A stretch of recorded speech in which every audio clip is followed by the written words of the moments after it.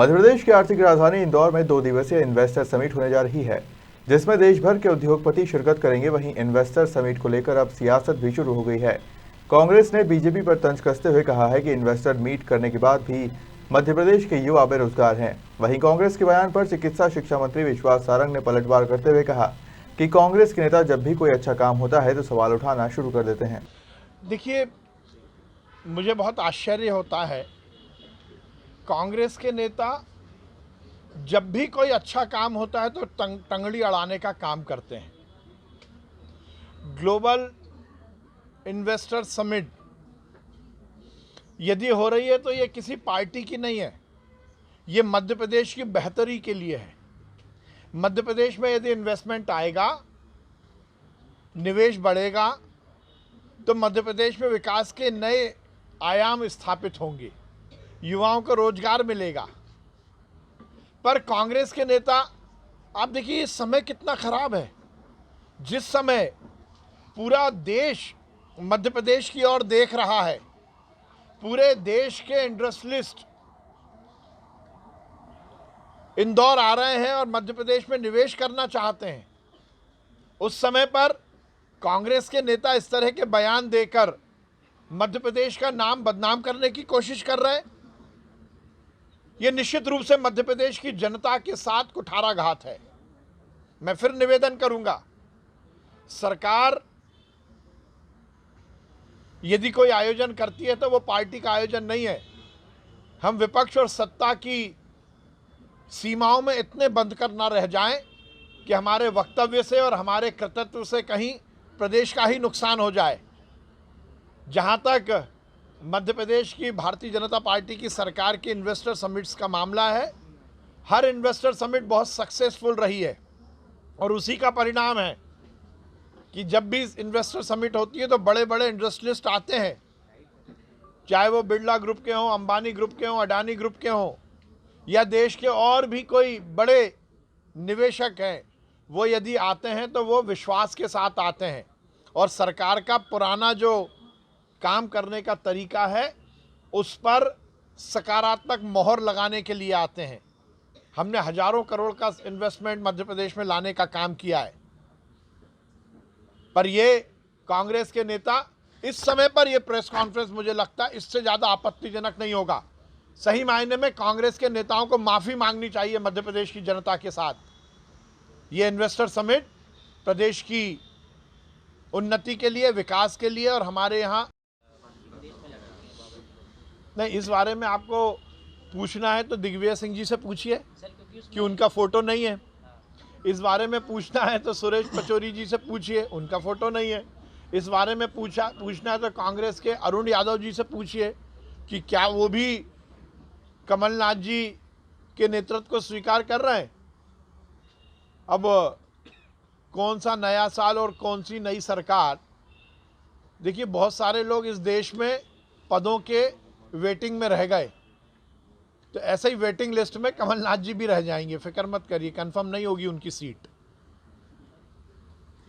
ठीक है, देखिए लगातार हमने सुसाइड प्रिवेंशन एक स्ट्रेटेजी पर काम करना शुरू किया था। देश की सरकार ने भी, केंद्रीय स्वास्थ्य मंत्रालय ने भी एक ड्राफ्ट बनाया है और ये सुनिश्चित हम कर रहे हैं कि जो देश का जो ड्राफ्ट है वो और हमारा ड्राफ्ट मिलकर हम एक अच्छी स्ट्रेटेजी को लेके आए।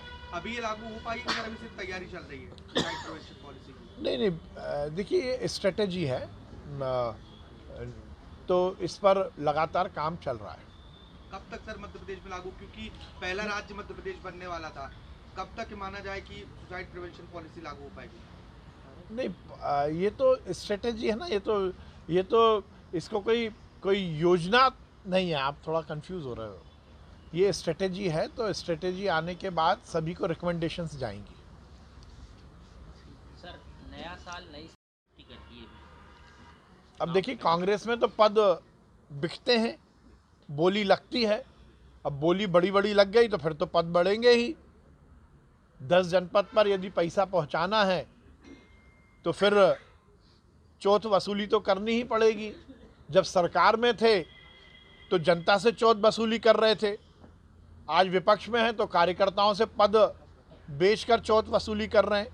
तो ये तो बिजनेस है, सेठों का के हाथ में कमान होगी तो हर जगह बिजनेस तो होगा ही होगा। सर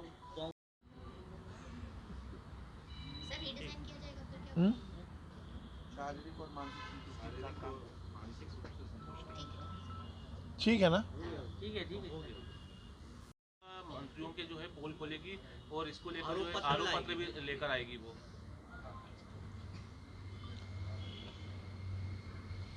अब देखिए कौन क्या कुछ करेगा, ये तो इस देश में हर व्यक्ति का अधिकार है। परंतु ये बात भी सही है कि कांग्रेस के नेता अपनी ढपली अपनी राग अलापते हैं। नेता प्रतिपक्ष जी ने 2 दिन पहले कोई बात की तो जीतू पटवारी पीछे कैसे रह जाएंगे। उनको लगा कि सुर्खियां तो नेता प्रतिपक्ष ले गए, अब मुझे भी तो कुछ बोलना पड़ेगा। और इस पूरे मामले में कमलनाथ जी कहाँ हैं? क्या कमलनाथ जी की सहमति से प्रेस कॉन्फ्रेंसेस हो रही हैं? ये केवल कह देने से काम नहीं चलेगा। मुझे लगता है इस तरह की राजनीतिक सरगर्मियां बढ़ाने से राजनीति आगे नहीं चलती। भैया सुसाइड जो पॉलिसी होगी कांग्रेस की बैठक, अब देखिए कोई मतलब नहीं है। 4 दिन पहले कमलनाथ जी बड़ी तेजी से गए थे सतना कि हम ओबीसी वर्ग का सम्मेलन करेंगे, कुर्सियां खाली रह गईं। बड़ी तेज गति से राहुल गांधी मध्य प्रदेश में आए थे, मध्य प्रदेश में भारत जोड़ो यात्रा फ्लॉप हो गई। विधानसभा में अविश्वास प्रस्ताव लाए, कांग्रेस की गुटबाजी विधानसभा के फ्लोर पर सबने देखी। नेता प्रतिपक्ष अलग थलग पड़ गए।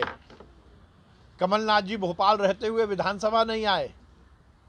तो ऐसी रणनीति पहले कमलनाथ जी कांग्रेस में एकता की बनाएं, फिर उसके बाद वो चुनाव मैदान में उतरने की सोचें।